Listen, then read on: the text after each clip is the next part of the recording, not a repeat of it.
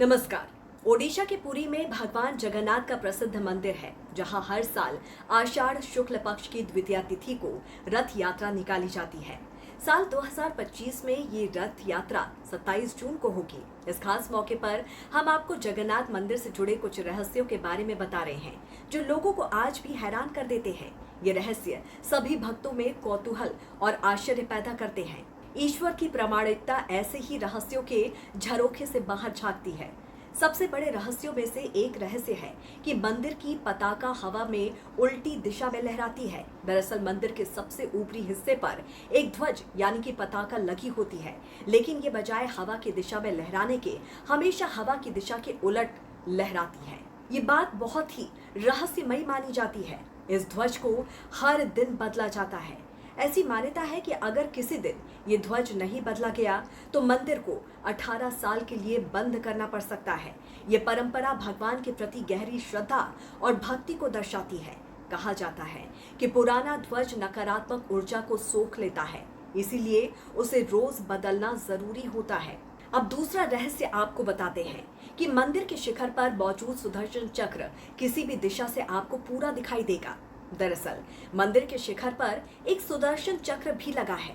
ये चक्र इतनी खास जगह पर रखा गया है कि आप इसे किसी भी दिशा से देखें, ये आपको हमेशा आपकी तरफ मुड़ा हुआ नजर आएगा। अब आपको बताते हैं तीसरे रहस्य के बारे में। पूरी शहर समुद्र किनारे बसा है, इसीलिए बाहर से मंदिर के पास तक समुद्र की लहरों की आवाज साफ सुनाई देती है। लेकिन जैसे ही भगवान जगन्नाथ मंदिर के भीतर कोई व्यक्ति प्रवेश करता है तो समुद्र की गर्जना गायब हो जाती है। एकदम शांत वातावरण मंदिर के भीतर होता है, जो किसी चमत्कार से कम नहीं लगता। हालांकि इसके पीछे हनुमान जी की पौराणिक कहानी की बात की जाती है। कथा के अनुसार एक बार भगवान विष्णु समुद्र की तेज आवाज से परेशान हो गए थे और उन्हें नींद नहीं आ पा रही थी। जब हनुमान जी को ये बात पता चली तो उन्होंने समुद्र देवता से प्रार्थना की कि वो अपनी लहरों की आवाज बंद कर दे, लेकिन समुद्र देव ने कहा, ये मेरे बस की बात नहीं। जहां तक हवा जाएगी वहां तक मेरी लहरों की आवाज भी जाएगी।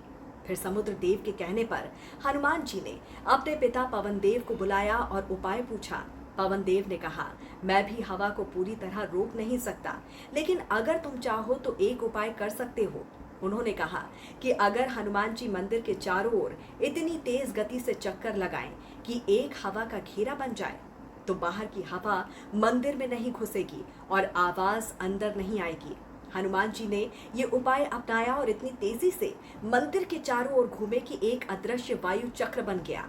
इसके बाद समुद्र की आवाज मंदिर के अंदर आना बंद हो गई और भगवान विष्णु शांति से सोने लगे। इसी कारण से आज भी मंदिर की पताका हवा की विपरीत दिशा में लहराती है और ये रहस्य सभी को हैरान कर देता है। तो इस पर आपकी क्या राय है, जरूर बताइए। जुड़े रहिए राष्ट्रहित टीवी के साथ। नमस्कार।